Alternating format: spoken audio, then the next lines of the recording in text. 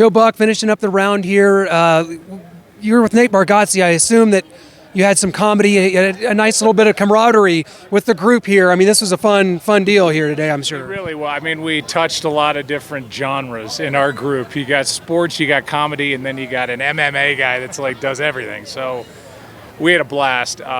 Good group, everybody low key, and I think legitimately rooting for each other. Sometimes I feel like people kind of root for the other person, but they don't really mean it. I think the three of us were all rooting for each other, which made it a lot of fun.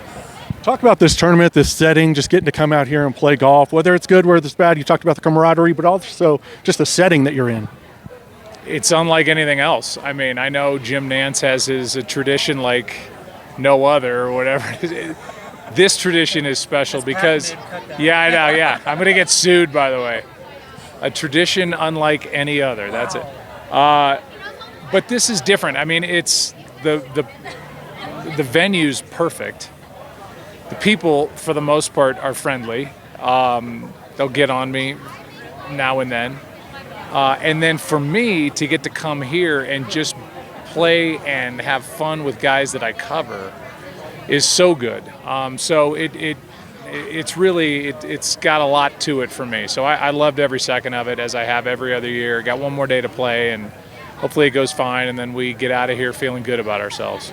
Well, Joe, in the interest of full disclosure, we're from Kansas City, and I'll tell you, there's something about you in Kansas City. There's this aura, and we fight with people all the time that just have a thing for you, and it goes back to two words: Madison Bumgarner, 2015. You've in the meantime, you've called a Chiefs Super Bowl victory and Super Bowl 54, and yet Kansas City is still not on board, and I don't get it.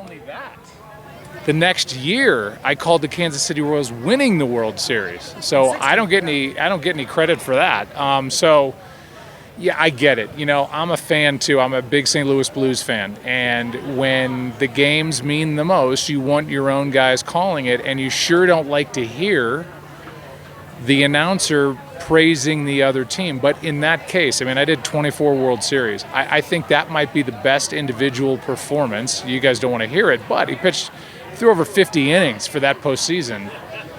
And Bochy told us that year, or that night, I said, could Bumgarner pitch tonight? He's like, yeah, I could ask him for 2, and he went like 5. So, I mean, it was remarkable. And you know, that's our job to kind of highlight that. And the hometown fans are going to be mad, and I get it. But beyond that, yeah, it's all Midwest love for me. So I love going to KC, love doing Chiefs games. I don't do baseball anymore, so it's all good. Well, being as close to the NFL as you are, this past Super Bowl, the Eagles destroyed the Chiefs off the field. Is the dynasty over? That's what a lot of people want to say. They've released the blueprint. It's out, so the Chiefs are done. Well, last time I checked, Patrick Mahomes is still playing for the Kansas City Chiefs. And you got another year at Kelsey. I think the offensive line is still a question mark, but you've got a defensive coordinator that I think is going to go in the Hall of Fame. And you got Andy Reid. I mean, no, the dynasty is not over. It's a new level of excellence that very few organizations ever get to even expect. And that's what we all expect from Kansas City. So does that go on forever? No.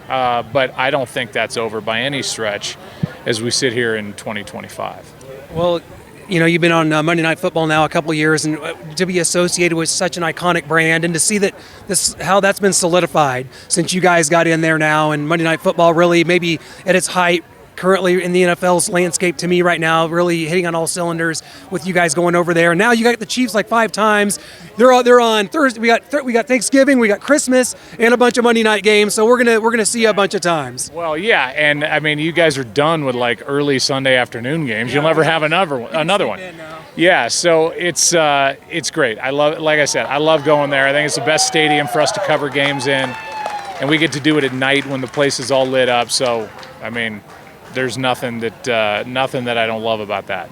Just calling primetime games, just going through the history of the NFL. Frank Allendan on Monday night, and then you had Mike Patrick, Joe Theismann, who's out here, and Paul McGuire. Just talk about kind of the history of that broadcasting, the excellence, and where it's at today. Yeah, I saw it as a kid. You know, my dad did the Monday Night Football on radio, and then I would see kind of the spectacle of the yellow jackets and the bright lights, and I can't believe that I get to do it. And when the music hits and I have to talk after it, it's a little intimidating because I'm like, when you hear dun dun dun dun, dun I'm like, my God.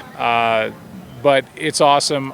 Troy and I try to do our best every game, and I'm glad they brought us there. I'm glad we made the move, and hopefully they want to keep us around. Thanks a lot, Joe. We appreciate it.